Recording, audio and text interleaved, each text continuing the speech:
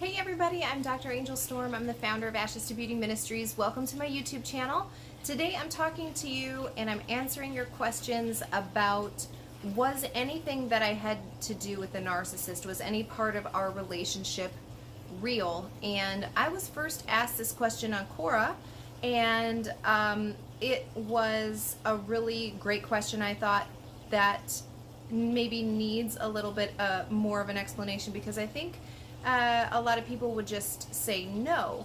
And here is why I would say maybe thinking about it from a different perspective will both bring clarity to what happened, so it'll allow you to kind of piece back together your memories of your time with the narcissist or your situation with the narcissist, but also kind of make sure that you have this holistic viewpoint of the narcissist that you're dealing with or we're dealing with. So I answered this on Quora by saying there were a lot of things that were real, but maybe just not in the same way that they were real for you. So for example, let's say you guys were at a party and you say, I had a great time, and he says, I had a great time too, or whatever.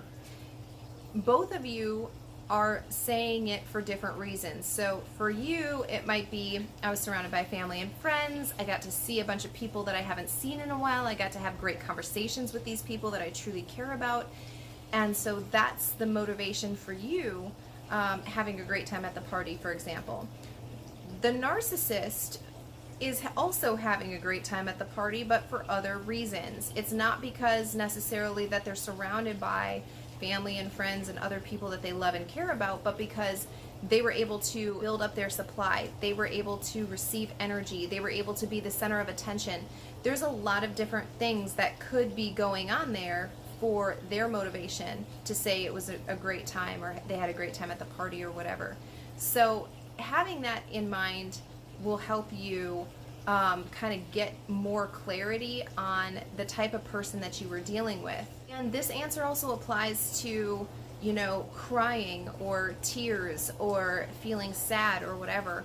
You could be crying because of something that was said to you by the narcissist, or something that had happened to you that the narcissist had done to you. And when you start to explain this, I have a video where I talk about the reactions of narcissists when they're confronted, and you'll often find there that they'll start crying, that there's tears there.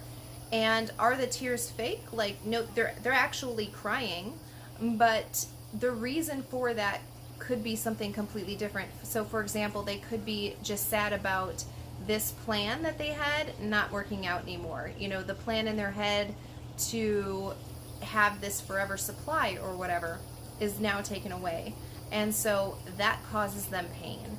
There can be a million other reasons. You know, maybe he's not going to be the center of attention, or something that he was really hoping to have or to obtain is now being taken, and that's the reason for the tears. So when you are asking, was anything real with the narcissist, it's like those things were actually real, but the reason for them is very different than your emotional state of either being happy or sad or joyful or fearful. Narcissist will only react when something has to do with the narcissist. So I hope that this video is helping you get clarity about what was real, what wasn't real, and how to kind of better frame that in the future.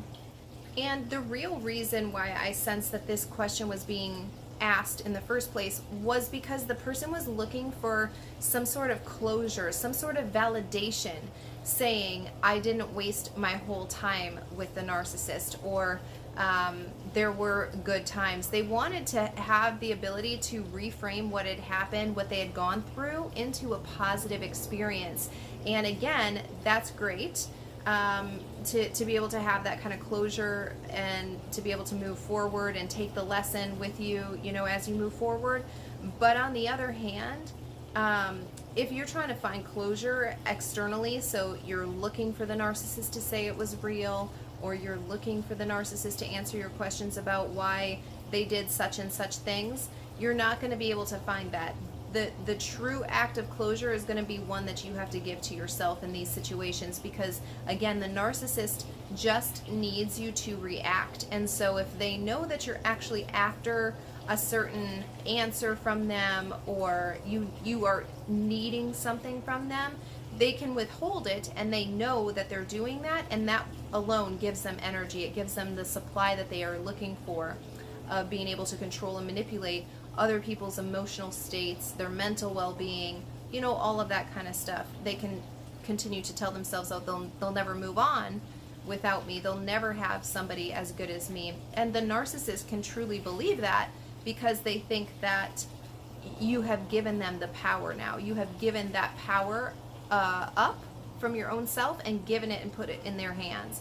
And so, again, the reason that you're asking these kinds of questions about, was anything ever real with the narcissist? Did the narcissist ever love me? They seemed happy, they seemed sad. Were those actual true emotions? And again, the answer is yes, but it's not that simple. The motivations for why they were feeling those things was often tilted. It wasn't true.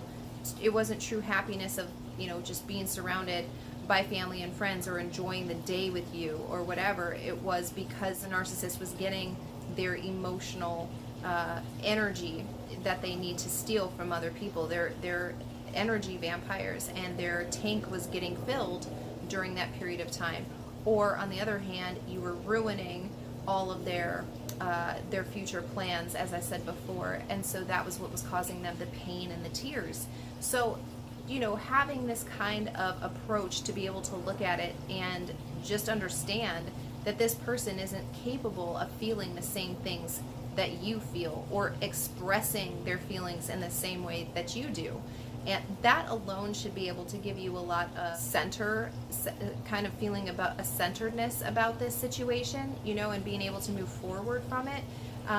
But the closure part is something that you're going to have to do on your own, because you're never going to get that from the narcissist, and nobody else truly can ever even give that to you, because there's never going to be an answer that is good enough, or that hits the mark for whatever it is that you were, hoping for. Even if you don't know what you were hoping for in your conscious mind, whatever it is that your soul is searching for, it can't be found outside of yourself. So this is something that you're going to have to come to your own terms with, make your own peace with, put this to rest however that looks for you, but you're the only one who's going to be able to go through that process and truly get the closure that you need, so that you can move forward.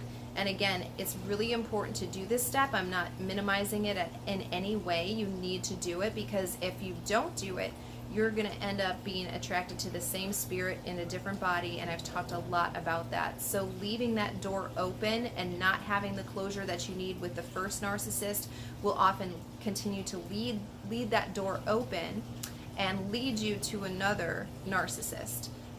Somebody who says all of the right things and who does all of the right things, but again, it's all a facade. And I've seen this unfortunately happen many times with my clients, where they can't seem to get a handle on why they continuously are attracting the same type of person into their lives, and it's because the door to the first narcissist was never closed. So that means the door to the second one was never closed, and so on and so forth. So this answer, to me, the question being asked, is really about the answer of closure.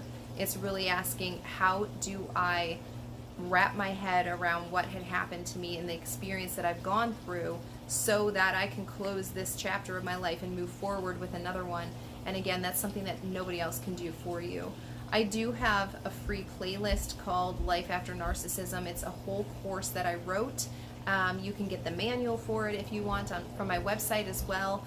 But that course will take you through a lot of these things, so that you are sure to close the doors in your body, soul, and spirit from the narcissist, so that you truly can move forward and attract somebody who's happy and healthy, who's centered, who has self-worth that's generated not from outside of themselves, and so that you can learn healthy relationship habits as well. And I just mean any type of relationship, like just communication and how to draw boundaries that are healthy and safe for both of y'all, and things like that. So that course is available on my YouTube channel. If you check that out, that can really help you. I have a bunch of other videos on closing boundaries and then going through the process of forgiveness, because it's, again, really important that you forgive yourself for being in this position. You might think that you don't hold on to any unforgiveness for yourself, but if you actually start looking past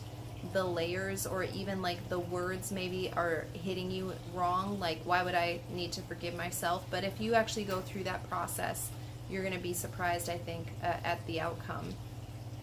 So I hope this video helps you find the closure, or at least get you on the path to finding the closure that you need, so that you can move forward with your life and build a new life for yourself outside of narcissism, outside of dealing with narcissists at all. And just remember that your version of reality is not necessarily somebody else's version.